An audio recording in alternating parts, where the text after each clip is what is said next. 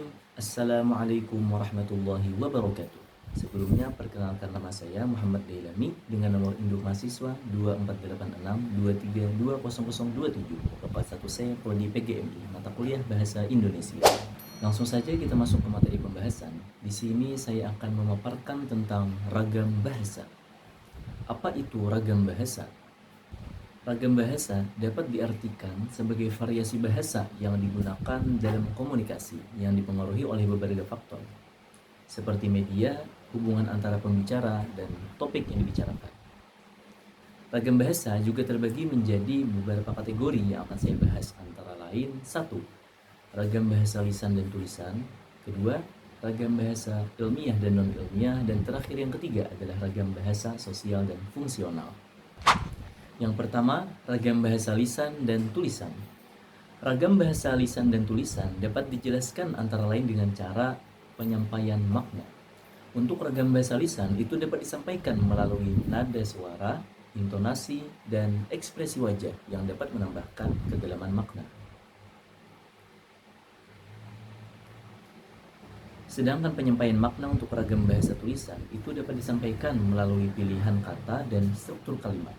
Penulis juga harus lebih berhati-hati dalam memilih kata agar tidak menimbulkan ambiguitas atau kesalahpahaman.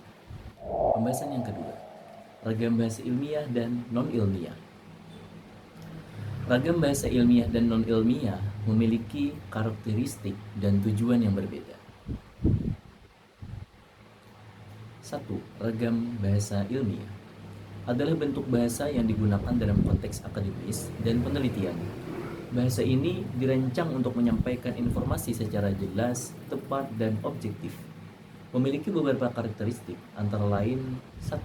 Formal, yakni menggunakan struktur kalimat yang baku dan bahasa yang benar. Ejaan dan tanda baca juga harus sesuai dengan kaidah yang berlaku.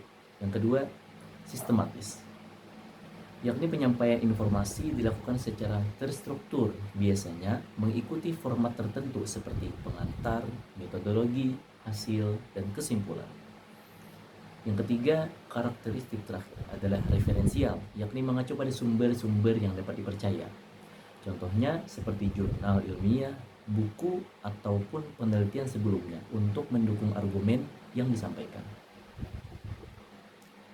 Contoh penggunaannya seperti pada laporan penelitian, artikel jurnal, tesis, disertasi, dan juga buku teks akademis. Nah, sedangkan pada ragam bahasa non-ilmiah, bentuk bahasa yang digunakan adalah seperti dalam konteks sehari-hari yang tidak terkait pada kaidah formal atau akademis. Memiliki karakteristik bahasa yang lebih bersifat santai dan informal dan tidak selalu mengikuti kaidah tata bahasa yang ketat. Struktur kalimat bisa lebih fleksibel. Dan ragam bahasa non-ilmiah ini lebih banyak digunakan dalam percakapan langsung, baik secara lisan ataupun tulisan, seperti dalam media sosial, blog, atau percakapan sehari-hari. Kesimpulannya adalah ragam bahasa ilmiah cenderung lebih kaku dan formal, sedangkan ragam bahasa non-ilmiah lebih fleksibel dan bebas.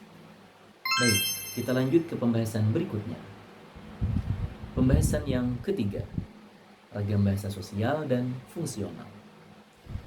Ragam bahasa sosial dan fungsional adalah dua kategori yang menggambarkan variasi bahasa berdasarkan konteks penggunaannya dalam masyarakat. Berikut adalah penjelasan lengkap mengenai keduanya. Pertama, ragam bahasa sosial adalah variasi bahasa yang digunakan dalam interaksi sosial di lingkungan masyarakat. Ragam ini dipengaruhi oleh faktor-faktor seperti hubungan antar individu, situasi sosial, dan norma-norma yang berlaku dalam kelompok tertentu. Terdapat banyak variasi dalam penggunaan bahasa, termasuk dialek, slang, dan ungkapan khas yang mungkin hanya dipahami oleh kelompok tertentu. Juga cenderung lebih santai dan tidak terikat pada kaidah bahasa yang baku. Contohnya adalah bahasa yang digunakan dalam percakapan di rumah, obrolan antar teman, ataupun dalam komunitas tertentu seperti kelompok hobi atau organisasi sosial. Sedangkan pada pembahasan ragam bahasa fungsional, itu variasi bahasa yang digunakan adalah dalam konteks profesional atau teknis yang berkaitan dengan bidang tertentu. Ragam ini seringkali mencakup istilah dan jargon yang spesifik atau profesi dan disiplin ilmu tertentu. Di antara karakteristik di dalamnya yaitu mengandung istilah-istilah khusus yang relevan dengan bidang tertentu. Contohnya seperti kedokteran, hukum, teknologi, ataupun pendidikan. Contohnya seperti bahasa yang digunakan dalam laporan kerja, presentasi profesional, dokumen hukum, manual teknis, dan komunikasi di lingkungan kerja. Kesimpulannya, ragam bahasa sosial digunakan dalam interaksi sehari-hari, sedangkan ragam bahasa fungsional digunakan dalam konteks pekerjaan atau keahlian bidang tertentu. Nah, sekarang kita masuk ke pembahasan kita yang terakhir tentang apa sih fungsi dari ragam bahasa. Dapat kita tarik kesimpulan dari pembahasan kita sebelumnya tentang ragam bahasa itu sendiri. Tentunya, ragam bahasa berfungsi sebagai alat menyampaikan informasi, ide, dan perasaan antara individu ataupun kelompok. Ragam bahasa juga memfasilitasi interaksi sosial, baik dalam konteks formal maupun informal. Membantu membangun hubungan antar individu.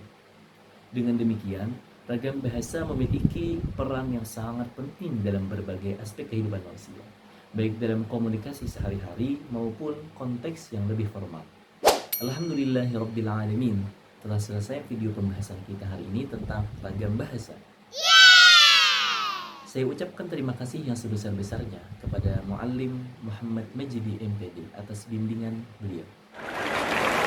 Juga saya mohon maaf yang sebesar-besarnya jikalau ada penjelasan saya ada yang kurang tepat dan tidak semestinya. Akhir kata dari saya, Assalamualaikum warahmatullahi wabarakatuh.